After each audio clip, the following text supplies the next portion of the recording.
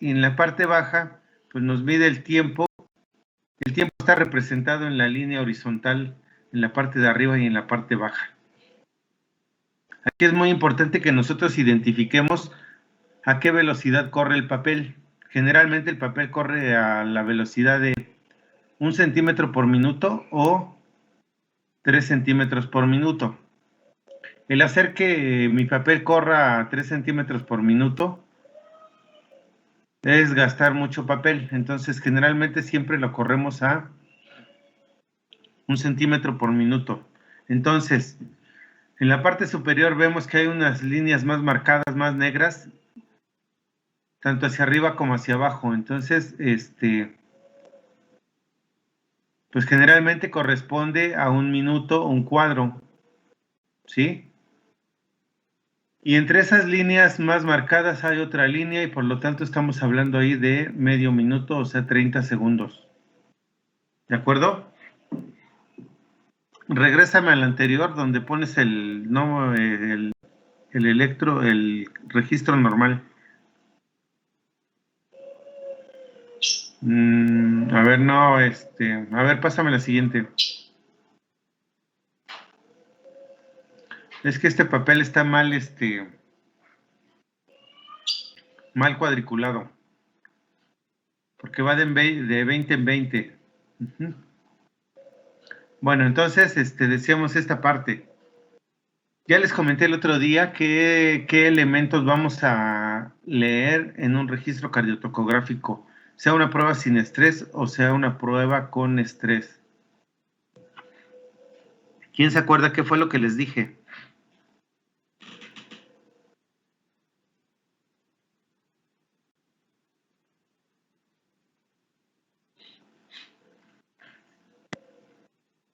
¿Nadie? No los escucho.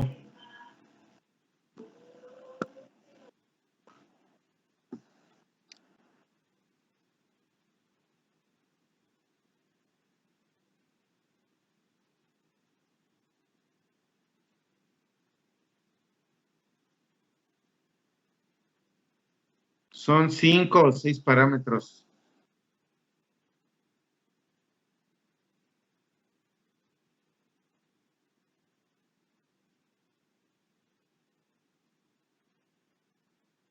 ¿Cuáles son esos parámetros?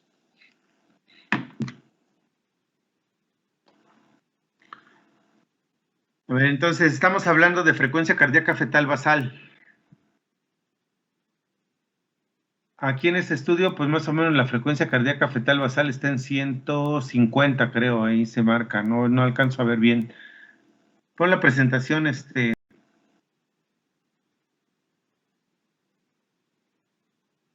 Angélica. Ok, ahí la frecuencia cardíaca fetal basal está aproximadamente en 150, ¿sí? Ahora, ¿qué es la variabilidad?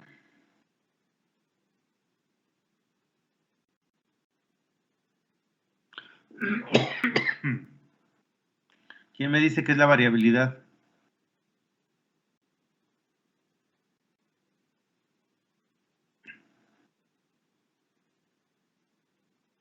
¿Es la irregularidad en la frecuencia cardíaca? No es irregularidad. Es la distancia que hay entre latido y latido. Si ustedes se dan cuenta en este registro en la parte superior, nos va marcando, ¿sí? Nos va marcando y nos va haciendo algunas curvas, ¿sí? La variabilidad normal, ¿de cuánto es?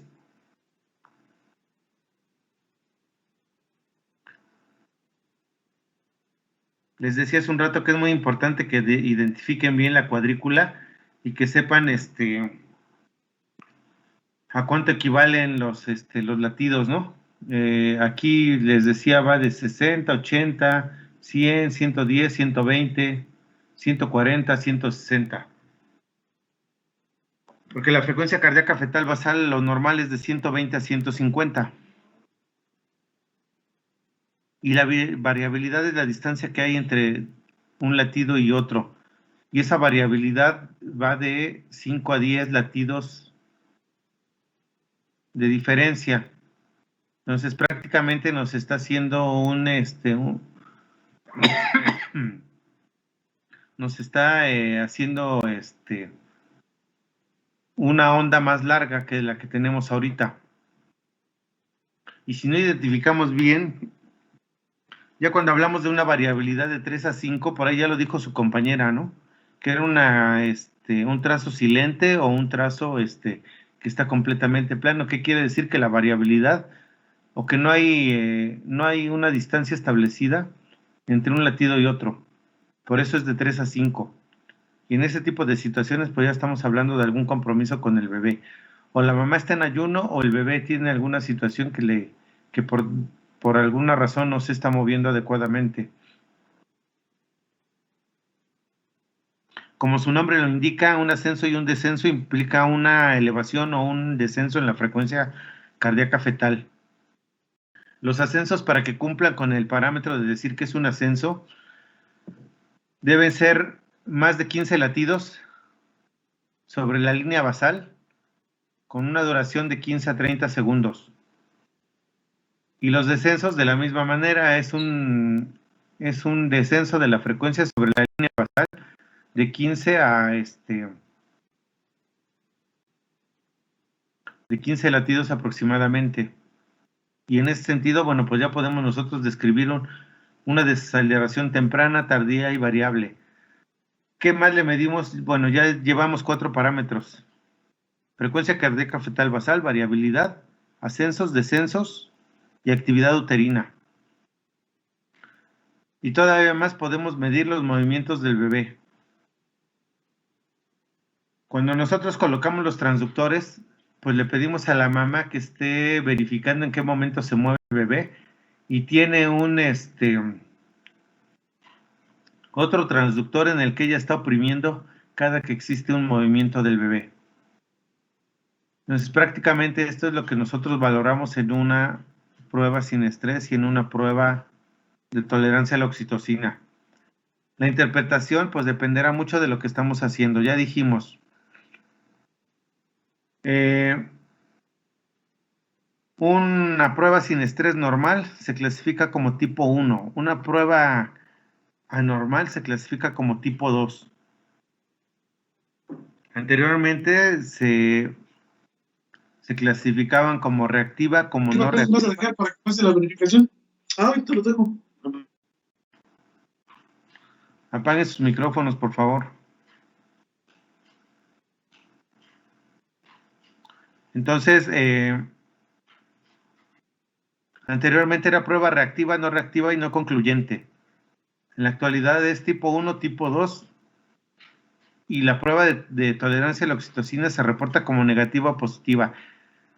¿Qué vamos a buscar en una prueba de tolerancia a la oxitocina? Pues generalmente lo que estamos haciendo, pues es en primer lugar verificar que es una paciente que tiene algún factor de riesgo.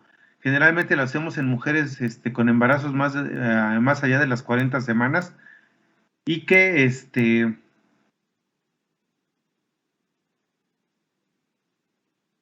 pues requerimos inducir el trabajo de parto.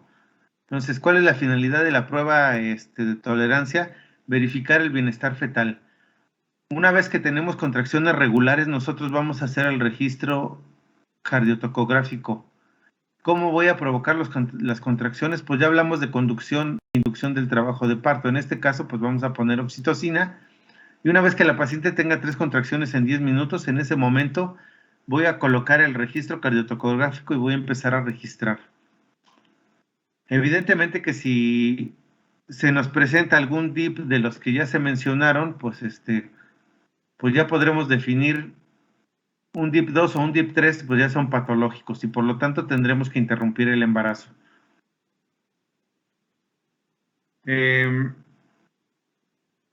No sé si tengan alguna duda con el registro.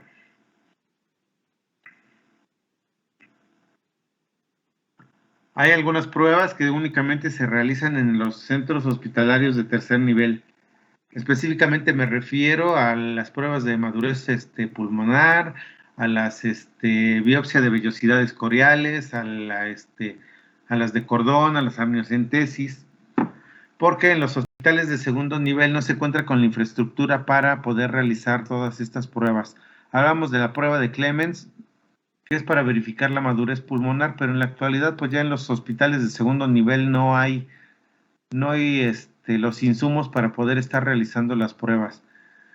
Por lo tanto, lo más importante en estas pacientes es llevar un buen control del embarazo,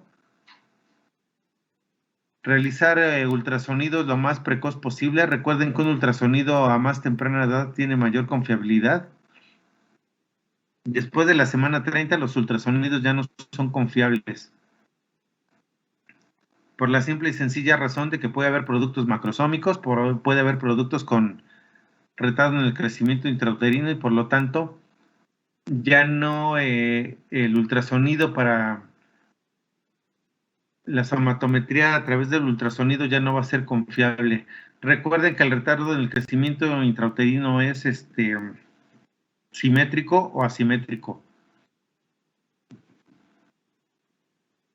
Y dentro de los elementos más importantes que son más confiables para determinar la edad gestacional a través del ultrasonido es la longitud femoral, la circunferencia abdominal y bueno, pues ya finalmente el diámetro biparital, que sería el menos confiable.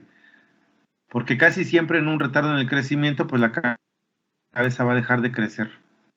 ¿De acuerdo? Entonces, no sé si tengan alguna duda.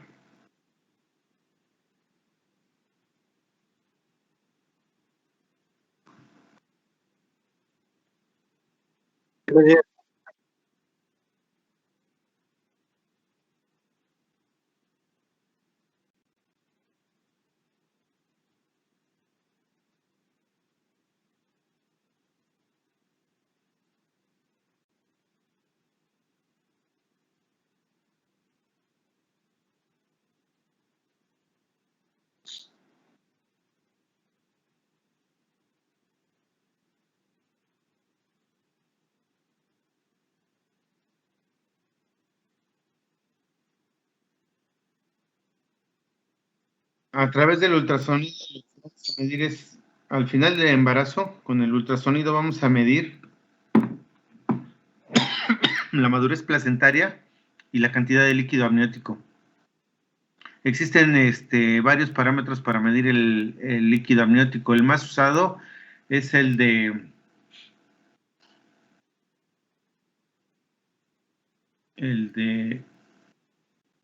Phelan, ¿sí? Que divide en 4 cuadrantes.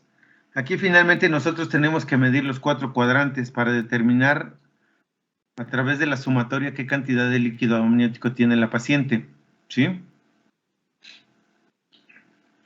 Y en función de ello ya podemos hablar de un oligo moderado, un oligo severo o un oligo leve. Recuerden cuál es lo normal del líquido amniótico.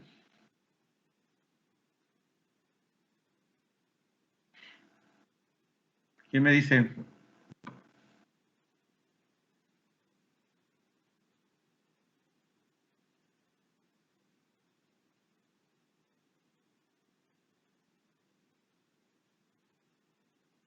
¿Nadie? 600 mililitros.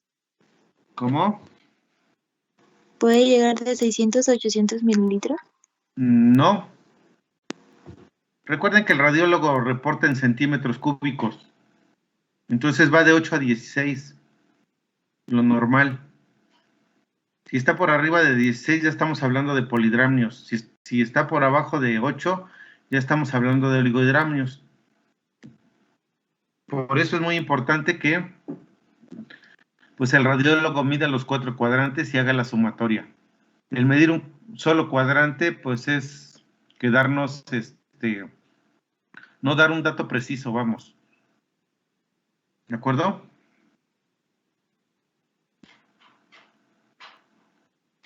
¿Alguna duda más?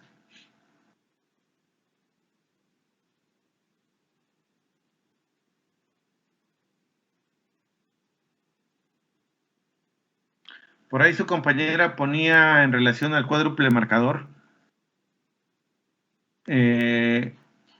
los 4 parámetros, ¿sí? Pero no es estradiol. Hay que corregir esa diapositiva, es estriol. ¿De acuerdo?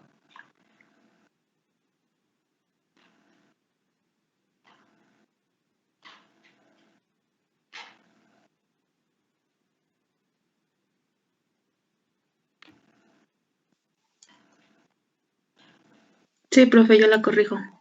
Ok, entonces,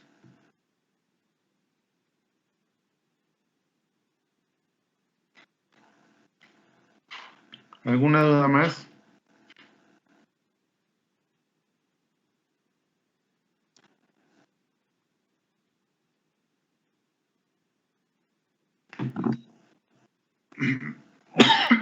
Bueno, entonces, recuerden que el examen es el día martes. Habíamos acordado que el lunes vamos a ver la clase de ¿qué? De esterilidad. Sí. Preparen la clase, Ariadna. Sí, es planificación familiar, esterilidad y... Nada más, Sí. nada más eso. Doctor, ¿tengo que dar los aspectos ético-legales del tratamiento de la esterilidad? Aquí recuerden que finalmente hay muchos dilemas éticos. No sé si con ustedes hablé en relación con los principios de la bioética. No sé si lo hablé con ustedes al inicio del curso.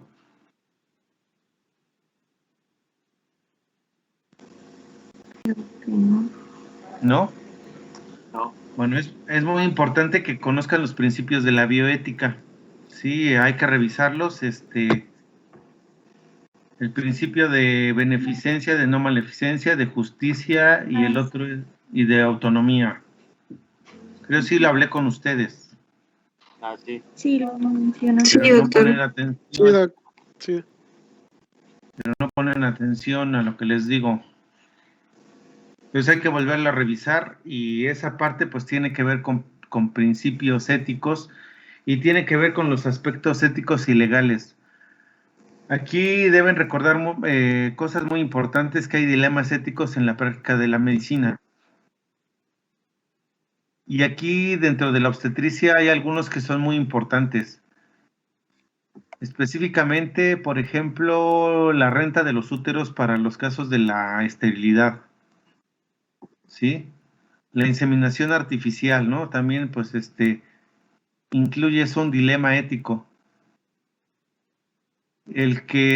Otro dilema ético es que si le hacemos salpingoclasia a una paciente de 20 años que ya tuvo 3 hijos.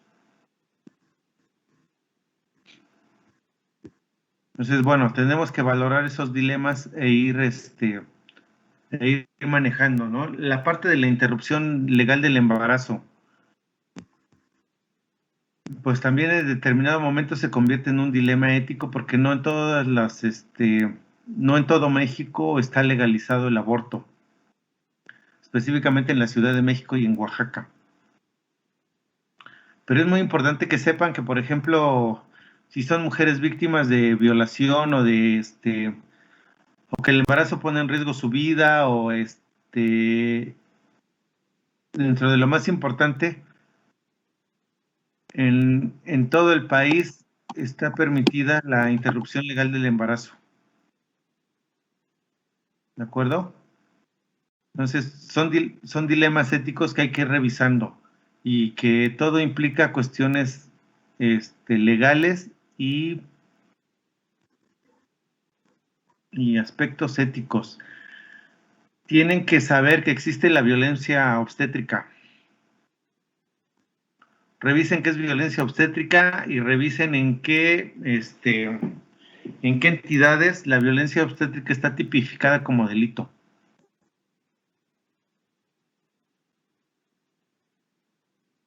Hay varios estados en la República que la violencia obstétrica es un delito. Entonces las pacientes tranquilamente nos pueden demandar si no conocemos toda esta parte.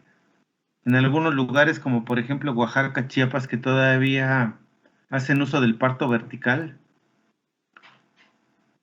pues nosotros como médicos tenemos que respetar esas costumbres, y si la paciente en algún momento quiere tener el parto de manera vertical, no le podemos impedir ese tipo de situaciones.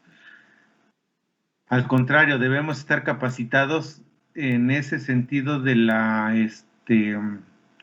interculturalidad de los pueblos. Tenemos que respetar las costumbres. Entonces, es importante que revisen estos temas, independientemente de que no vienen en el temario. Hay que revisar violencia obstétrica, hay que revisar interculturalidad y lo que les acabo de decir de principios de la bioética.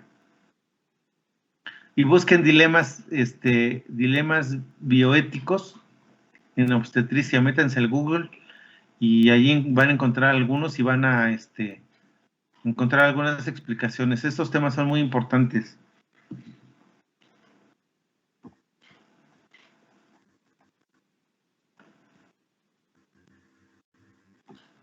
¿Algo más? Doc, yo tengo una pregunta. Soy Dara. Hace un tiempo yo sabía que la interrupción legal del embarazo era antes de los 3 meses, ¿no? Antes de las 12 semanas. Antes de las No 12 ha cambiado. Ajá. Entonces, por ejemplo, en este caso que usted dice que la interrupción legal del embarazo por violación o porque se compromete la salud de la madre, ¿también incluye esta fecha o puede ser cualquier? ¿Mande? Así es. Todos los hospitales tienen comités de bioética. Y todo dependerá de las recomendaciones que emite ese comité. Por ejemplo, en ocasiones encontramos, desgraciadamente les digo, las mujeres no van a la consulta prenatal desde el inicio. Ajá, puede ser. Y llegan las pacientes a las 16, 18 semanas y resulta que los productos son anencéfalos. Finalmente son productos que no son compatibles con la vida. Por rebasar el límite de las 12 semanas, todos esos casos se tienen que someter a un comité de bioética y el comité debe determinar si se interrumpe el embarazo o no. Finalmente la ley lo permite, pero aquí intervienen muchos factores bioéticos, factores legales, factores de las mismas personas, de los mismos médicos, que pues a veces hay los objetores de conciencia. ¿Esto qué quiere decir? Que sí, en mi hospital se realiza la interrupción del embarazo, pero pues mis principios morales o éticos no me permiten a mí hacerlo. Por lo tanto, a mí no me pueden obligar a realizar ese tipo de procedimientos. Entonces, por lo tanto, me convierto en un objetor de conciencia. ¿De acuerdo? A veces las pacientes, a veces los comités de bioética no actúan de manera adecuada. Y por ejemplo, esos casos que les acabo de comentar de anencefalia, pues pues ya sabemos que son incompatibles con la vida y a veces no aprueban la interrupción legal, la interrupción del embarazo. ¿Qué ocurre? Pues que las pacientes buscan otras alternativas por fuera, ¿no? Para ser atendidas y pues obviamente que les interrumpen el embarazo en otros lugares. Y por lo tanto, pues ponen en riesgo su vida porque pues a veces no es el lugar idóneo para la realización de estos procedimientos.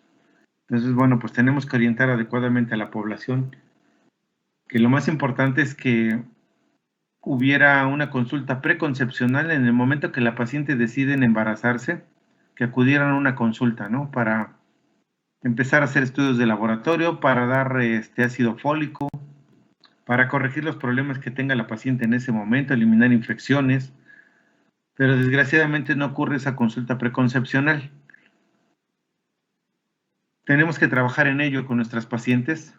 Ustedes son parte importante, bueno, pues que tienen que concientizar a la población. La otra, si no acuden a la consulta preconcepcional, pues que acudan lo más pronto posible a iniciar el control del embarazo. Perdón. Sí, entonces, esa parte es importante, ¿de acuerdo? ¿Alguna duda más, Dara? No, doctor, está bien. Muchas gracias por por su asesoría. ¿Alguien más? Les comentaba en relación con la clase de lunes y con el examen.